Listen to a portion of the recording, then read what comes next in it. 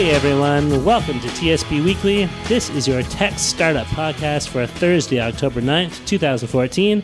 Today we are once again recording at the lovely Communitech Hub. I think we're in the biggest meeting room here that we have recorded in so far, which is fine, I guess. Yeah, and there's an awesome picture that's called the Dump Truck Daydream on the wall. Right. I don't see a dump truck in the picture, but it's very abstract, so yeah, I assume... it's very trippy and drippy. Yeah. It must be a good picture since they've got it up on the wall. I'll trust the art critics to have made a good decision about that. Let's do some introductions here. My name is Darren Conley, first of all. I'm a local tech entrepreneur here in Kitchener-Waterloo. With me, as always, is my co-host, fellow tech entrepreneur, Stephen Campbell. How are you today, Stephen? I'm awesome, Darren. It's cool and breezy outside. The leaves are falling and changing. Yep. Here in Canada, it's Thanksgiving on Monday, which is the 13th, I guess, of this month. Yep. That's right. So we're going apple picking. Excellent. Are you a Macintosh, Red Delicious, or Gala guy? I'm like what do they call those? Honey Crisp? Have you the Honey Crisp ones? Yeah, those are usually gone. Right. So on Thanksgiving. So I'm hoping for some Gala because those are my favorite. Of course. Did you hear, are you feeling litigious this morning? Are you feeling suey at all? Sure.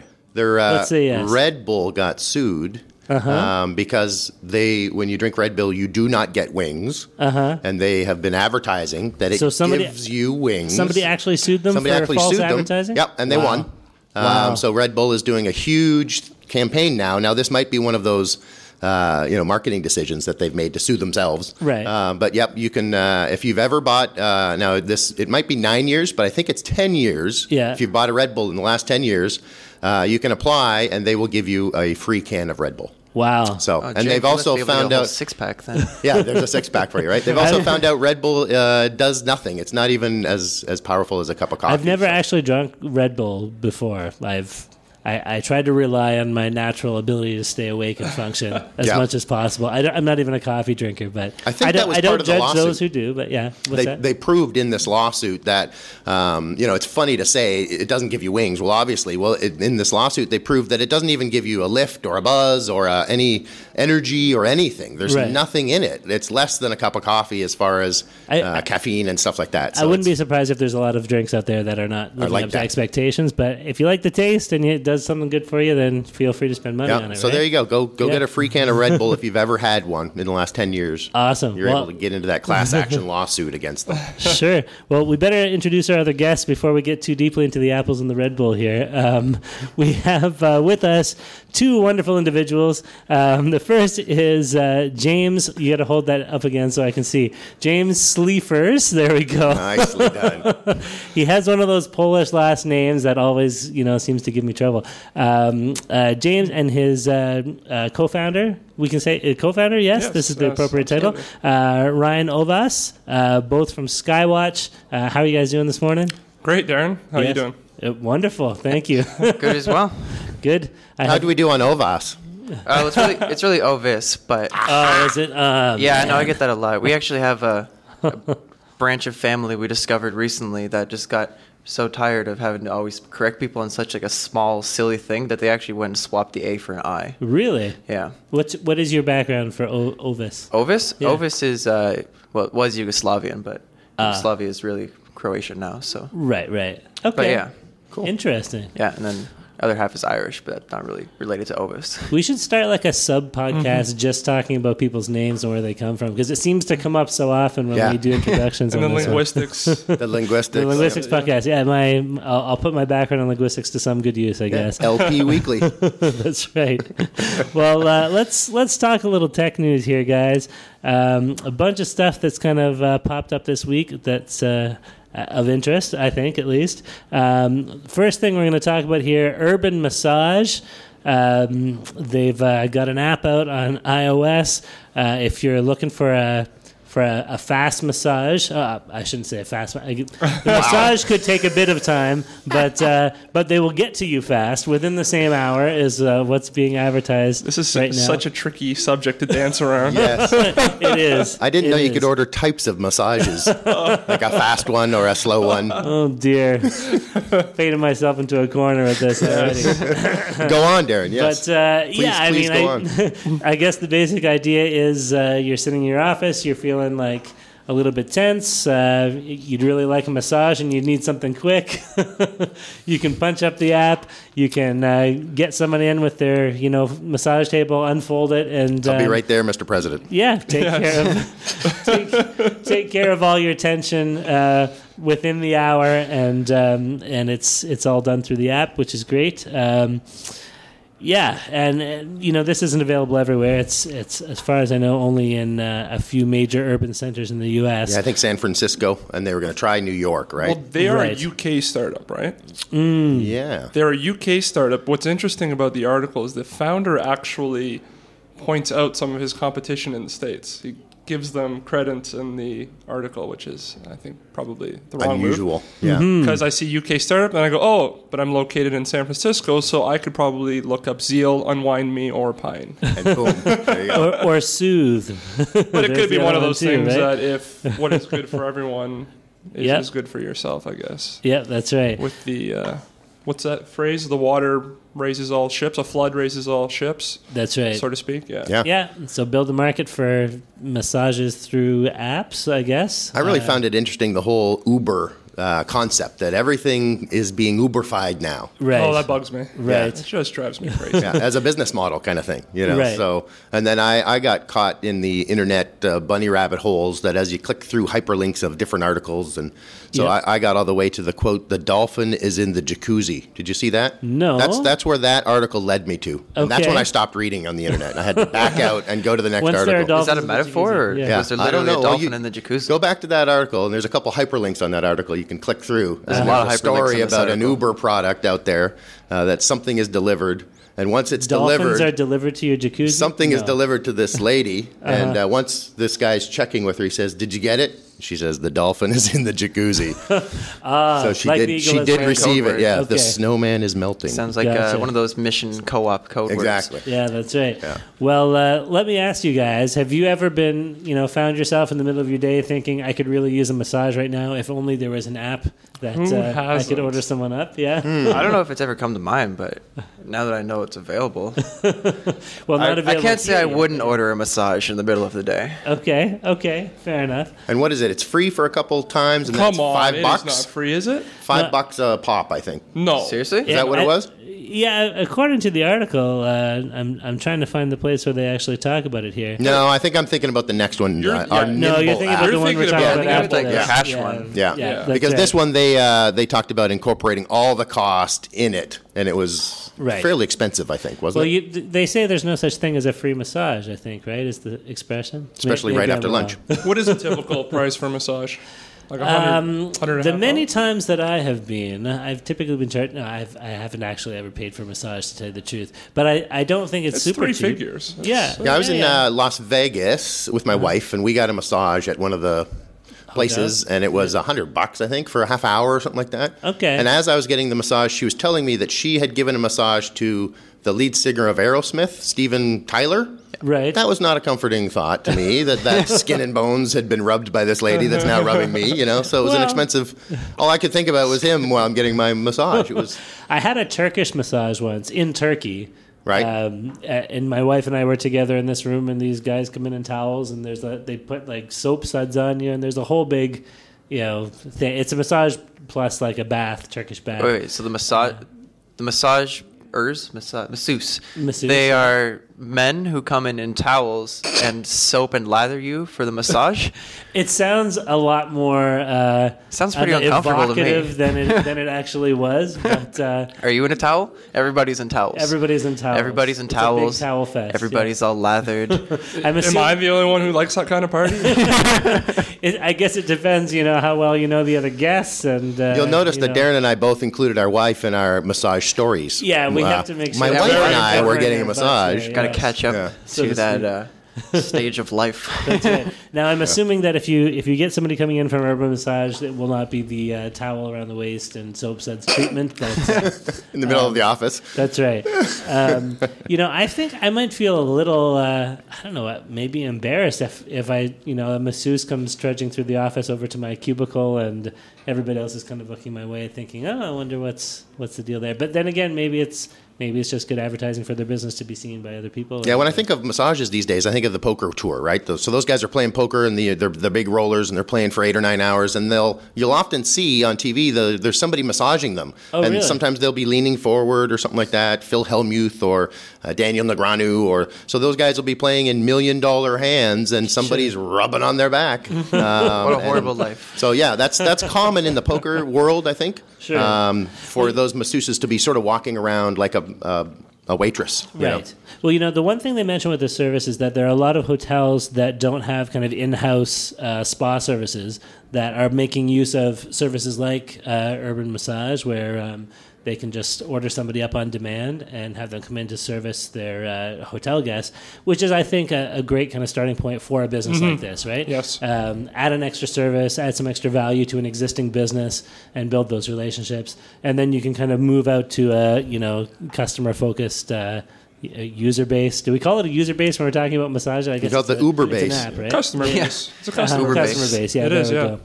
I think what's really interesting is that, I think what's good about them is that they've already processed, it says 60,000 pounds Yeah. to date, and that's before the native mobile app, which is great validation, right? Yeah. So they're probably just using a mobile web app. Sure. A mobile web site. Yeah. And they've already processed 60,000 through that, which is, it says since earlier this year, which is a great validation. Yeah, August or something, right? And now you Absolutely. can imagine being like a mobile native app. You'd take off. Yeah. You would take off. It's true. I find it interesting that this is a service that the app is just like an extra kind of layer to order it up. Like in theory, you could have a service that offers come to your location and give you a massage, just call this number.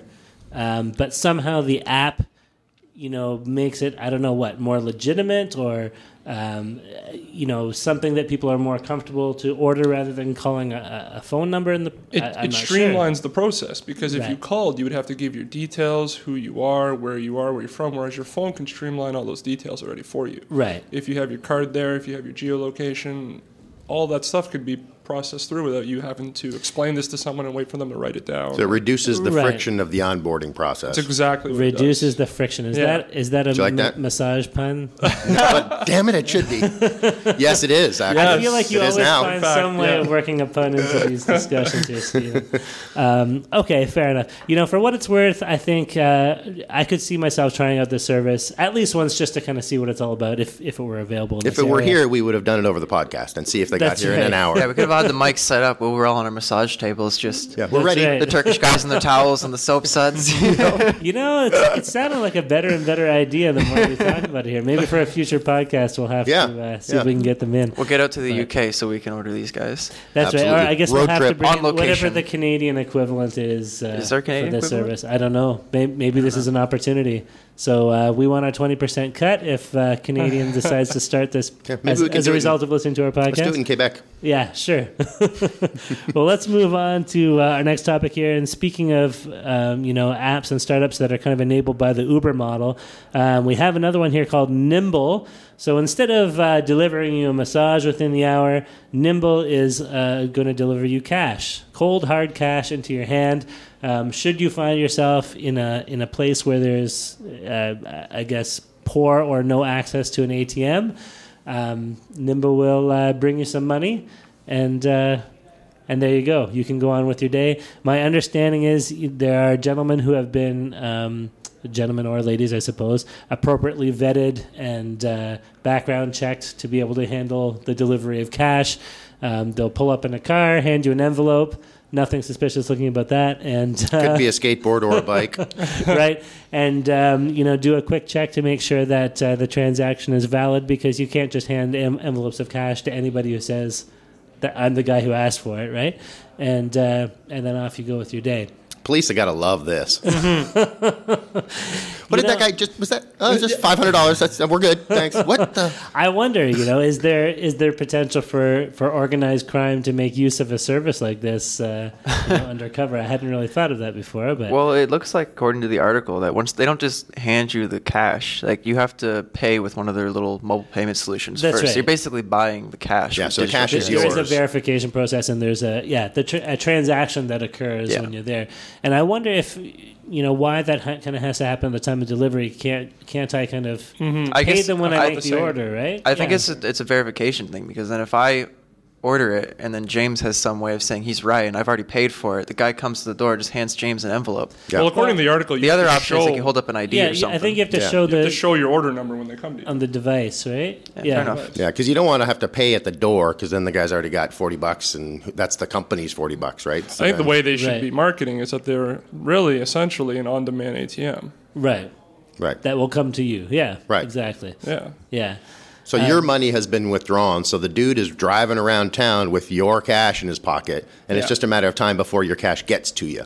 Right. So it's not your cash once he gives it to you and verifies it. It's kind of your cash once you initiate the thing, because he's then pulls your cash out, right? Sure. They're I not think using the company's cash. Yeah. Well, they are. They are. They Because are you're paying using for it when you company's get cash. there. I think it's the other reason they're doing it. It's a liability thing. So if this guy's carrying, if you pull like $100 and he's on his way here and he gets mugged and you've already paid for it, that's $100 of your money gone. Whereas if it's $100 That could be that you that could pay be at the risk door, management, Yep. Yeah, that's then true. it's their money that got robbed, Right. not yours. Right. Right. And then there's the whole issue of like, do you have to find a private space to make the handoff, because it would be very easy for someone to kind of come by and yoink, and then was it pre or post transaction? Whose money is gone and Did who's you just make a liable? cartoon sound when you yoinked the cash away? That was awesome. You guys gotta get one of those sound. soundboards where you can have all the different sounds you can hit when you're ready. Yeah, Yeah, like Ferris Bueller's Day Off when he coughs and he's sick. Exactly. I just showed that to my I think 10-year-old. those were like the early '90s DJs. You had to have one of those things, but yeah. A whoosh Maybe. sound. I think it's a dingle. necessity. I think it should be a business expense. Really? Okay. agree. Once we start earning some income, that'll be one of our first purchases. That would be great. I'll start making. Well, Darren, you did a good one there. Yeah, just on the fly. So let me ask you this question: have you guys ever found yourself in a situation where you're like, I need to have cash and I have no way to get access to it right now? If only there was, a way a guy could drive up and hand me an envelope. I have.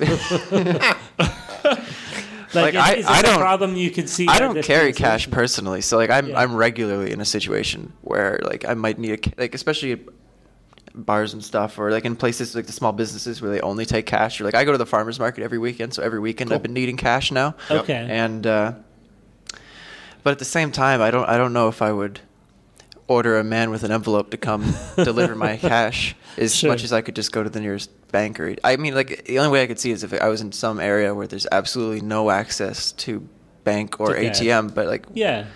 But you how often do you come across that? Well, that's exactly it, right? Like, I haven't carried cash for a long time. For probably the last 10 or 15 years, it's been a rarity for me to have cash on hand.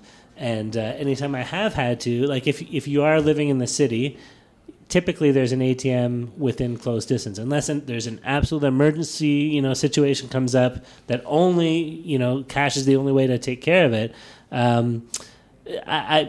If I was starting this business, I would be nervous that if there's enough market potential to really make a business out of this. Yeah, I mean, to be honest, I think it's just an experiment right now. Sure. It's also the opposite approach to what most people take towards trying to solve these problems. So usually you try to figure out how you can reduce the friction Right. in a transaction process by eliminating cash. Things like debit cards, Bitcoin, NFC. Yeah. PayPal.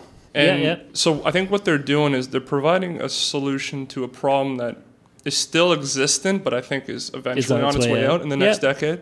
And I've been to other places. I lived in Qatar in the Middle East for 5 years, and that very much is a cash society, right? So if I'm taking a taxi, which a lot of people do to get around there, they only take cash. Or if I'm going to a lot of restaurants or retail places, cash is kind of the first choice. Yeah.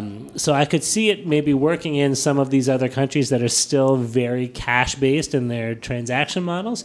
I'm not sure about North America. Unless you're outside of an urban area where there aren't many ATMs. But then again, is this a service that they're going to serve, people outside of urban areas? I don't think we're ever going to so. see this. Like, it's funny for me when I looked at it, they're kind of trying to market it. Like the last little thing they said, as I look at my notes here, bartender opening tab because money is on the way. That's ridiculous. Right. That to think that a bartender in a cash-only bar with a patron that I guess they don't know, please let me open a tab. Well, we're cash only. So you don't really use tabs in cash-only I'm bars. picturing But anyway, that conversation. Like, can you open me a tab? Yeah. Like, I just ordered I don't some have money. any cash on me, but don't worry. A man with an envelope full We'll of be here cash shortly, yeah. will be here within 20 minutes. Yeah, it's kind of ridiculous. So that I look at that and go, geez. And then when I look at this Nimbl product, an interesting thing happened to me at our last Hacker Nest at Sweet Tooth. Right. I was given a virtual dollar at after midnight in the parking lot by Jesse Wilson, who works for Square. Right. Square is from Jack Dorsey is a local guy. You've heard of Twitter before, one of the higher right? ups of Square. So how did you get a virtual dollar? So Jesse sent me a virtual dollar as we were sort of walking out of the event on our way to our cars, which he drives Bumblebee. Right. Very nice. The new Bumblebee. Yeah, with the stripes. Not the old VW. No, the new bug. one. Yeah, right. Yes, the new one. Yeah. So he sent me a virtual dollar, and it's a cash. Squared Cash app, and it sends money back and forth, basically. Sure. So this money dollar sat on my iPhone for a little bit. I got a couple of reminders that I had a dollar, so I finally had the time to look at it and try to deposit it, and it's only good in the U.S. So I deleted the dollar. So Jesse, thank you for the dollar. I didn't mean to refuse your dollar, but I was unable to use it. I guess the exchange rate's not ready yet. So but it was interesting because it wasn't a cash envelope in the parking lot, but it was. But why is somebody weird, just right? handing you random electronic dollars? So we were talking about his app and what's going on. So if you go to Squared Cash, they'll send you a dollar that you can't use. Excellent. Unless you're in the U.S., I guess. If I'm traveling down to the States and I think I could use an extra buck, maybe I'll there it check is. that It's out. waiting for you. Perfect. It's a free coffee right there. Awesome. Yep. Awesome. So I've given you a free Red Bull and a free coffee today. Yeah, this is great. Well, I can't wait to talk about the third article. Maybe we'll get a third free thing. I want to know where we can get a coffee for $1. That's what I want. Coffee for $1? We can get it for free right here. Yeah, That's true. Communitech Hub. If you're a startup, come on by. Have yourself a free coffee. Make friends with a startup. If you're in a mooching kind of mood. Don't use the cream for your milk in your cereal. That's right. Well, the third thing we wanted to talk about here today, Navdy, is a heads-up display for your car. It's a little device that sits on your dashboard and projects an image onto your windshield, and it gives you. Well, if you don't know what a heads-up display is, maybe you can Google that first. But it provides a heads-up display for your vehicle, so you can get your turn-by-turn navigation. They've talked about all kinds of other functionality that they're looking to incorporate into it. It's a gesture-based control system, so you don't have to be fiddling with buttons and knobs as you're trying to operate this. I haven't seen one actually in operation to be able to describe how easy or difficult it might be to use this thing, but apparently they're gaining all kinds of traction. They just raised $6.5 million. They have over 650 retailers and distributors that have already contacted them saying they're interested in selling this product. They have people in the automotive industry that are interested in working with them to provide services for their customers. So seem to be going places. Now, we talked way back in one of our early podcasts about the Google self-driving car. That was awesome. And how far on the horizon that might be for a kind of mainstream experience. And here's a product that would be relatively useless in the self-driving car, but maybe as a good product to carry us from now until we get to that point. Do any of you guys use anything? Do you have a GPS, or do you use your phone regularly in your car for navigation or extra functionality? I have navigation in my car, but I use Waze mostly. Okay, to get around. Like you mentioned, this is an interesting company. I remember when they first came on the scene on Product Hunt, they took off, and it was the most upvoted product for that week. Yeah, and you can tell there's probably an acquisition play here. This isn't a long-term company because, as you said, there's a short runway. Yeah. Well, what do you do when the companies? What do you do if Elon Musk decides that they're going to do this in-house? Right. Which is eventual. Which is eventual, and you tie that in with your self-driving car. Yeah. And you only see a runway here of maybe 10 years that this product is actually viable. Sure. But I think part of the value prop for this product is that it doesn't, you can kind of have this functionality added right away to your vehicle, you know, whether it's a vehicle from like the 1970s that's still running or, you know, something that you just bought off the lot. It doesn't require a lot of custom integration. It's kind of, you know, plug it in, hook it up, and off you go. The car companies, like you said, I mean, heads-up displays I've seen in vehicles. I saw one back in '99, I think, when I was working for Bell, selling mobile phones in one of the retail stores, and we used to still do installations actually in people's cars, like having car phones put in. And a guy came in with a fancy, I think it was a Cadillac, one of the Cadillacs, with a nav that was part of his, you know, built into his dashboard. But you know, I think for most of us, it's an experience that still is outside of the average consumer's, you know, experience. That's one of the things that I found interesting. Again, it's sort of the marketing slant of it. I had two observations. One was that they, as soon as I'd read this article, it appeared in my Facebook feed, my news feed. The nav, the system. Right. So that was odd to me. Like minutes, I had my laptop open because I was doing homework and I was reading the articles. Yeah. So I refreshed on the laptop, and there it was after I had looked at it on my desktop. Between Google and Facebook, so they got you covered. They got me covered. So that was one observation. So they're on top of that. The other observation I had was that they've gone to the market, and they've got a lot of research out of the market, and the market is telling them that they want it all in one system. Right. You know, and they, you know, so it's interesting that they're going to market and getting all this research. Like you said, it's maybe an acquisition play. And so all those big car companies just love it. Oh, yeah, go ask everybody. Go do all that. Go spend your money and then gulp. You know, because once you have the intelligent decisions to be made, then you're off to the races. So that was interesting to me that they're listening to the market at this point and seeing what they want. But from the perspective of the startup, you know, I don't know really what the founders are thinking their long-term plans are. But if it is an acquisition thing kind of on the horizon, that can't be necessarily a bad thing for them either. I mean, if they have this much traction and they've already raised a good chunk of cash, chances are they'll have a nice exit if they do get bought up in the next year or so, right? Yeah, speaking of the traction, for sure. Speaking of, you know, from a startup perspective, this is where, you know, us being founders of a software company, we see the difference between a software company and a hardware company. Right. This is a seed round of 6.5. Yeah. Which is insane. This is a seed round of 6.5. Especially when you're talking Canada, right? Like seed rounds in Canada they're not even anywhere near seven figures for the most part. And they closed this deal before they even started taking pre-orders. So they hadn't even had market validation yet. Yeah, They the just key had point the product. is they're in pre-orders. They have something like 2.4 million already committed. Yeah, Right. I think that was after the seed round. But it was after So they've the got funding. Yep. a lot. Yeah. Oh yeah. So that'll be the launch party. You know, they'll spend that money there. Yeah. $2.4 million launch party.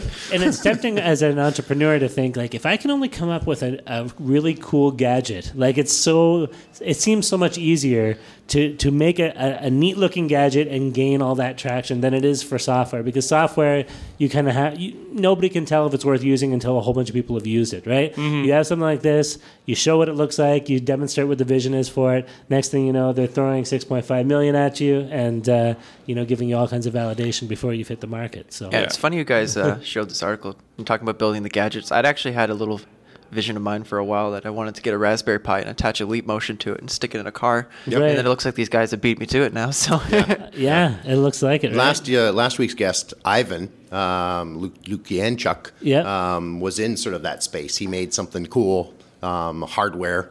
And tried to make a run with at a bit it. of a different experience. So he got a lot of traction as far as discussion, but not a lot of traction as far as people giving him money. Yes, So which is unfortunate, neat. but it's all part of the market research, I guess. Yeah, right? but that was a cool idea. You know, when you say if you could just think of something cool, and it was cool. Yeah, but that's why a lot of the Kickstarter and Indiegogo campaigns are generally something hardware, right? Something you can hold in your hand. You don't see, maybe there's some video games and stuff that get funded that way, but it's a lot trickier to say, I have this idea for an app and have people say, okay, I'm willing to put something into that, compared to look at this little thing that I've built, and I can imagine using that very easily because I can see it right there in front of me, right? Flappy Bird, yeah.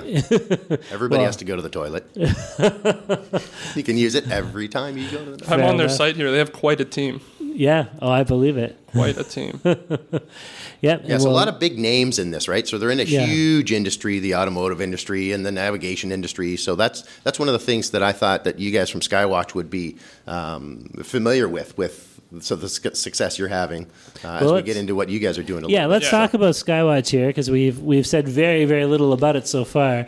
We really, Steven and I just found out about you guys maybe a week ago? Yeah. A week and a half ago? At the Talent Collision. Mm-hmm. That's right. And thought it was fascinating. So you guys are taking data from space and making it more accessible to those who would make use of it. Is that we correct? are trying to index space the way Google indexed the internet. Right. We've built the world's first real-time feed of everything in the universe, everything that we're capturing. That sounds really cool. 18 space telescopes, hundreds Right. of ground-based observatories, hundreds of astronomical databases. And we're on a mission right now to index all of that. Wow. And Now, make it accessible. there are so many things I want to ask you about this, and I'm not even sure where to start. So But, paraphrase that for my me.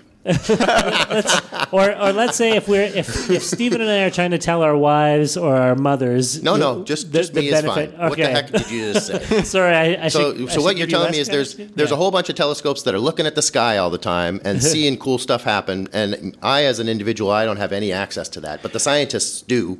So you're going to gather all that and make it into some sort of a database or the cloud, where I can, as a consumer, go and participate in sort of real-time events that are happening in the sky. Yeah, so like Is that it? Do I kinda have technically it's all available right now, but I wish I could do air quotes on the podcast. You just but- did. I think that's the first official air quotes on our podcast. Yeah, I think so, All right. yeah. I need a medal, trophy. Someone mark the date. There's an achievement Notify the There's media. the achievement badge you've unlocked. the air quotes achievement. Yes. Power up. Anyways, so there's tons of different networks and databases, and they are all technically open. Right. But the problem is, unless you have some significant technical background and some astronomy background, it's hard to actually make the connection to the data, and it's also hard to understand what you're pulling out of it. Right. And so, So if I get long lists of ones and zeros, they're not much good to me. yeah, well, it doesn't come out as ones and zeros quite. Fair enough. but It's volumetric data. It's right ascension, declination. These words resonate with you. Yes. Okay. I saw the movie Contact. Nice. Yeah, so so it makes sense. Yeah. it's data that is very, very raw. Needs lots of processing. Right. And where in kind of the layers of data processing or dealing with the data do you guys come in? So someone else is collecting it. You're writing APIs that are accessing it. So what we're doing is because each data set, I'll call it, each one has been built on a per grant basis. And Okay. so they're all a legacy, which is fun. Yeah. And they're all very segmented. Each one has a different method of connection. Each one has a different structure of the data. Okay. And so we're writing software that will connect each of them individually, aggregate all the data on our servers. So we have a repository of everything. Right. And then we're writing an API, right now it's private, to access all of the data in which we can build various different products on top of. So if you're a researcher, we might build a research product. If you're an average consumer, we might build something for the average consumer. If you're an educator, we're looking to building education products as well. Sure. So, and you say when you store it on your servers, like, I'm thinking this has got to be gargantuan amounts of data that you're dealing with. I mean, do you guys have like YouTube-sized, kind of server access? Well, we are on the Google Cloud. harness Yeah, this? we're on Google Cloud. Okay. So we can scale it up as big as we need it. Okay. Fair enough. Yeah. And have you guys started, processing the data and using it now, or I'm guessing you're somewhere in that process? right? We're trying to aggregate all of it right now. Well, and by trying, I mean we are. Okay. So like we're actually in the process of there's like I said, a lot of networks, and all of them are different, and so Sure. it's time consuming to write a program specific to each one, and then the next one, and then the next one, and then the next one, and then the next one, and then the next one. Gotcha. And then the next one. Right. And are we talking like international stuff as well? I mean, Yeah. if you're capturing the sky, this is not just above North America, right? Australia, Italy, Japan. It's actually only in the States. So, okay. Only Sorry. the U.S. has access to space Right. through a Russian rocket. Fair enough. Okay, so are there international concerns with data access? Like, is this it's just all kind of free for all? Most of it's open data. Okay. So I mean, because almost all of it's publicly funded. So it's ESA or NASA, and so it's taxpayer funded. So Okay. it's all public data. And you haven't had to learn any Russian or Japanese or anything Not to yet. be able to. Not yet. work with We'll this reach out stuff? to you when we need to, though. Yeah. my Japanese is a little rusty, but I'll do what I can for you. Sure. Interesting. So you guys have developed a little bit of a UI. Like I had seen that you had some stuff going on, right? Was that the consumer-facing product? Those were our concepts for our consumer-facing product. Right. So Okay. one of our concepts is to actually build a 3D model of the universe using WebGL, so it can be delivered right through the browser, and you can sort of experience these real-time events in 3D and learn about them and access the database through that UI.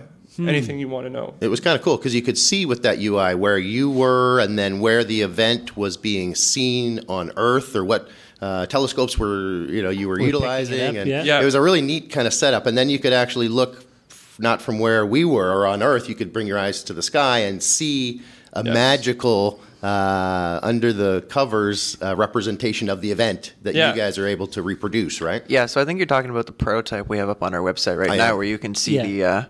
Did you see the prototype on our website? Yeah. Yep. Oh, okay. Yeah. So that was, to give some background. I don't know how much background you guys have on it, but Because you won a NASA pitch contest, right? Well, it wasn't. We had to actually build it. It was a global NASA competition, and that's a lot of people ask. The most common question is, how did you get into this? Like That was the question that was coming. I just haven't got there yet. motivated you to do this? Yeah. And it's like most good ideas come about, you stumble upon it. Sure. We didn't go into it.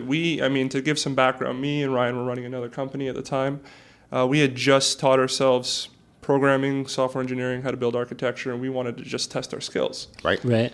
And we heard about NASA having this competition where they were going to say, hey, we have a couple of problems. We want to see who in the world can fix them. Sort of a mind sumo kind of a thing. Yeah. Exactly. It's part of this new initiative they have. It's called the Open Government Initiative. I saw them advertising that actually, and my thought was, I don't think I know enough to build anything that would be of value to NASA, but I'd really like to be able to if I could. But okay. Yeah, so rocket scientist. They're one of their main challenges was actually their first challenge that they mentioned. It was that they had a hard time making all the data that they were capturing accessible to the everyday person. Right. NASA as an organization creates more data than any other organization in the world with all their satellites, sensors, telescopes, Sure. and so on. But what they're not really known for, but what is true, is that they actually lose more data than any other organization in the world. They just don't have the resources in-house. Right.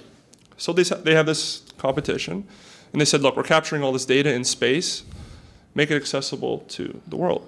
So I'll never forget that weekend. We're looking at all this jargon that we had no clue. We had no clue what the hell this was. Sure. And we were on this one website. It's called skylert.org. It's still available. You can look at it. It's very much, it was probably built in the Netscape Navigator days. Yep. Right. I looked at it. And I remember, I reached out to the guy whose name kept popping up. His name was Scott Bartholomew. And I just reached out to him. I said, hey, do you know anything about this GCN? Right. And he completely hooked you guys up. He emailed me back. He says, yeah, I'm actually the lead scientist on the telescope. I wrote the protocol for the system. I said, great. We insert awesome sound I said, effect here. can we have access to your database? And this was all happening in a weekend. Yeah. Gave us access to the database. We started pulling real-time events that they were capturing. Wow. And Now when you say this happened in the weekend, is this like a hackathon kind this of was a weekend event? 48-hour. Yeah, it was a hackathon. It was about a 54-hour hackathon. Okay. Yeah. Right. Started right. on Friday, left on Sunday afternoon. Okay. Yeah. So have you sent him a massage? Is my question. We should. You can get there in under an hour. We won't. It'll be a surprise when the Turkish men knock on his door. Random spontaneous massage.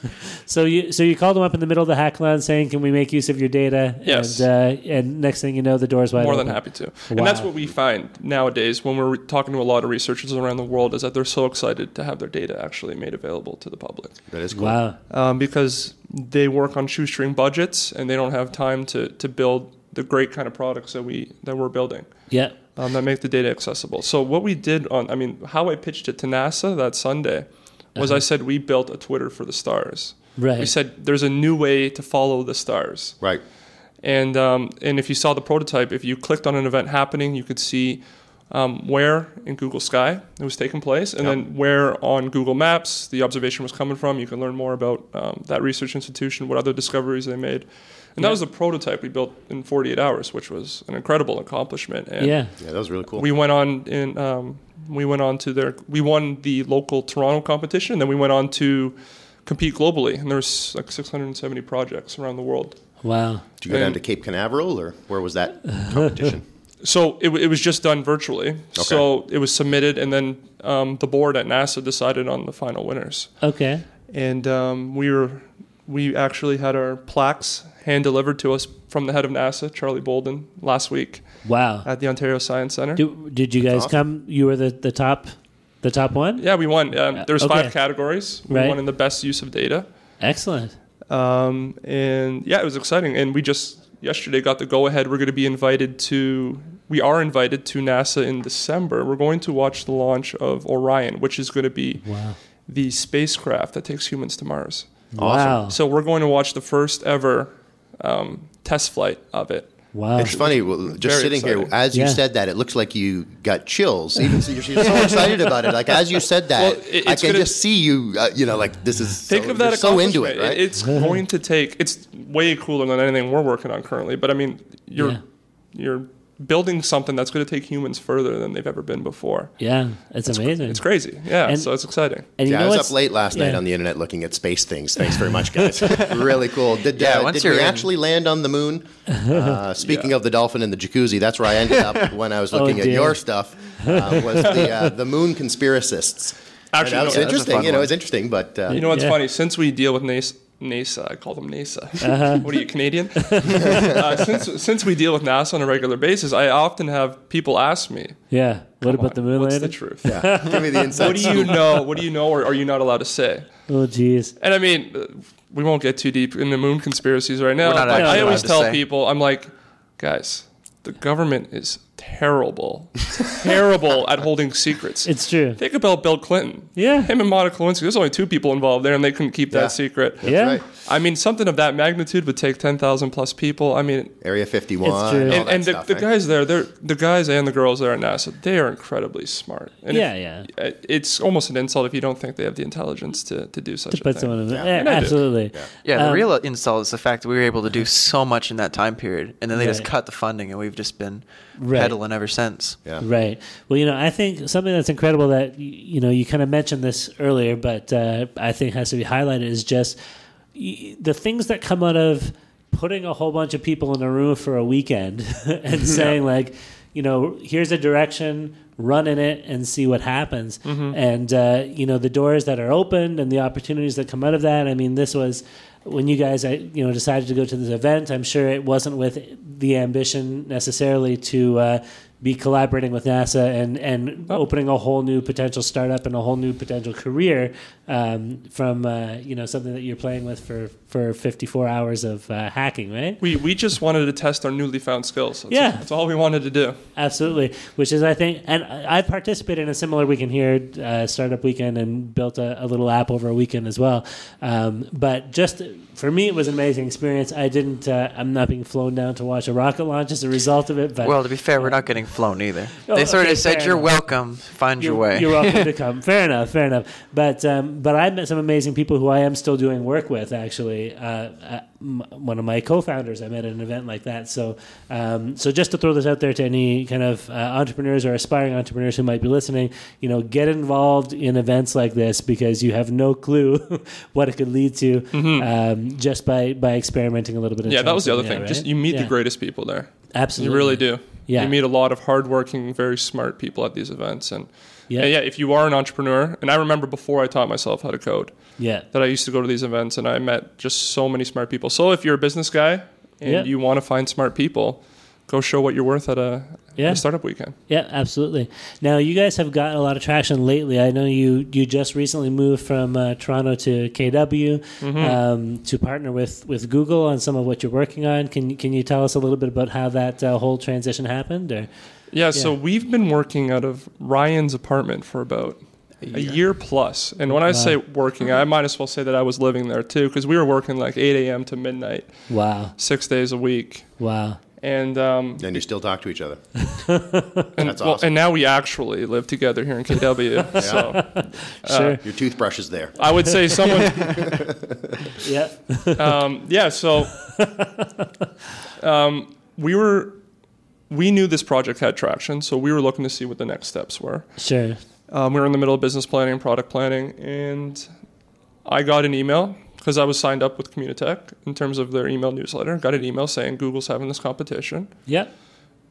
I thought this is our shot. I'm like, we're doing things similar with data that Google does. Yeah. I think we have an in here. We had also been contemplating at the time releasing a space, like going in the education route. Right.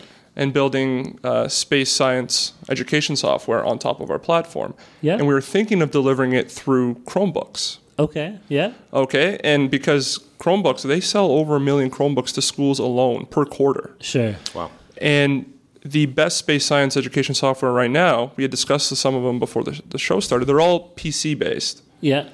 So we thought, well, what if we can build, and they're expensive. They are like They're expensive. $350. They're legacy. Yeah. They ship you a CD to install. Yeah, you have to on buy your the PC. CD-ROM.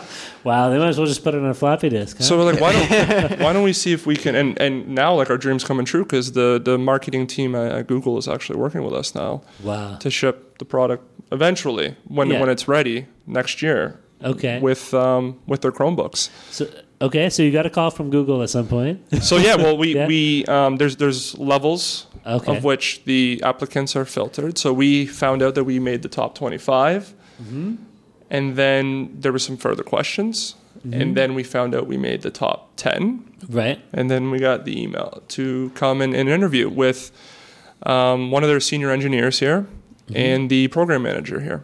Wow. Did the interview, got the call 3 or 4 days later. Right.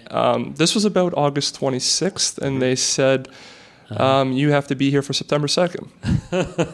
So you had about a week. We We had had 6 we had days. exactly 6 6 days over the Labor Day long weekend, of which one of my good buddies was getting married as well. Of course. Wow. In Jamaica? Or where was he getting married? No, Thankfully not. No, in my Here hometown. locally, good. Sure. Yeah, so, and this is incredible. We had incredible luck too. I know one person at the time who lived in KW. I knew Right. one person. Right. And they were planning on moving out of their loft and was looking to rent it that weekend. Right. And I said, okay, I'm in. So we actually were lucky in the sense that we got to have a place right away. Oh, Right. come on, the stars aligned, and you guys knew they were stars- going to stars align aligned. because they have the thing. We that had the knows data. about We the pr- stars. I knew there was another pun coming. He's All trying to right, tell us it was perfect. by accident, but he knew. I think. What am I having for dinner tonight? Do you know that by any chance? Sushi. Thank you. Touche. Excellent. So you got a place to live. You got into town within the 6-day span, and now you are collaborating with Google Brains. Yeah, and I mean, we've also been lucky in the sense that as part of the program, not only do we get the mentorship Right. and the sort of prestige of being in the Google innovation space, Yeah. but much to our pleasure, we have a $100,000 credit for the Google Cloud platform, which allows us to test scalable infrastructures, which is a great thing when we go to raise a seed round in spring. Yeah, the other awesome part about that program is that they give us 24-hour support Right. for the cloud platform. So I haven't had to take advantage of that yet, but I'm sure very, very soon Yeah. I'm going to be their new best friend. Sure. They're going to get another call from me like 11 o'clock at night, midnight, and they'll be like, oh, it's this guy again.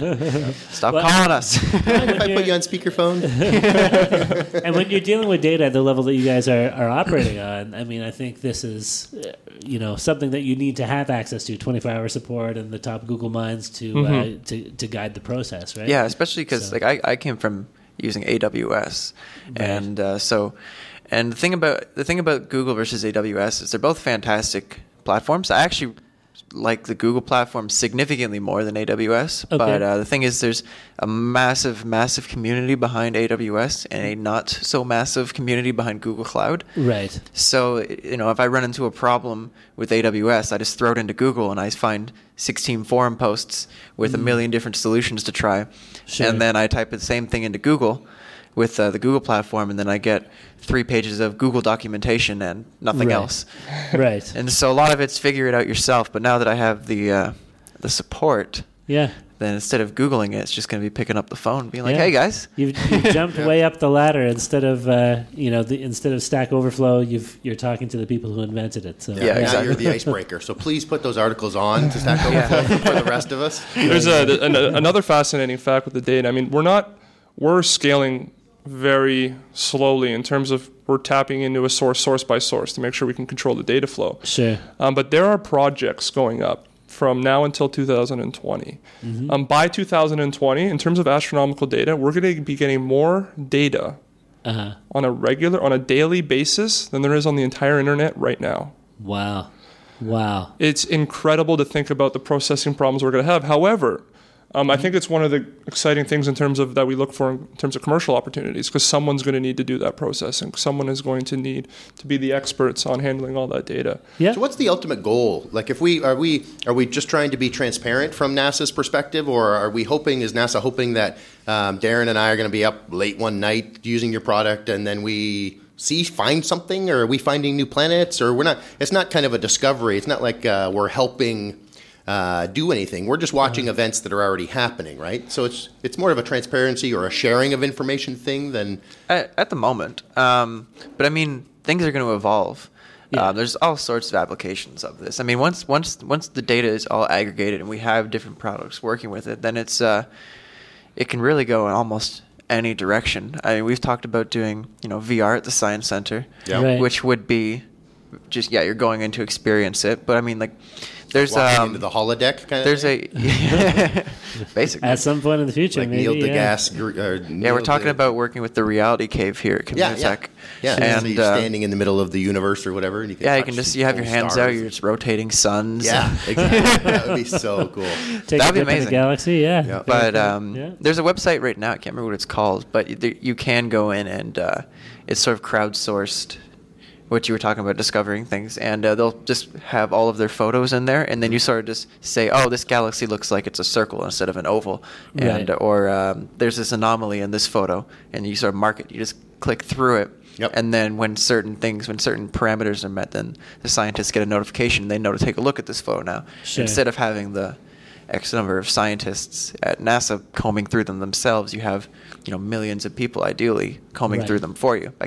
So do you know what it's called? Is the reverse of that, though. That happens, and you're just showing the events. My point is that things like that are going to be applications that we could approach down the road, because we'll have all the I'll draw an analogy. I was actually just looking, shameless plug, I was looking for an article that we were in the Financial Post for just this week. I found that article yesterday, actually. And I was looking for, I was trying to remember a quote that I gave the guy. Yeah. And the quote is, "Our long-term goal is to be the world's, or the universe's, #1 collector, organizer, disseminator of all data coming from outside of our planet." Right. So that's our long-term goal. Yeah. And I like to draw the analogy to Google, for example. If you can do that core thing really well, if you can collect, organize, disseminate, filter, and serve up the data, and you're the best in the world at doing that, you can build profitable products. Oh, of course. On top of it. Yeah. So we want to really focus on that core business first, and then all of these ideas that we have. Like, for example, I had an author email me just last week. He asked, "Can I use your system to fact check when I'm writing my sci-fi books?" Right.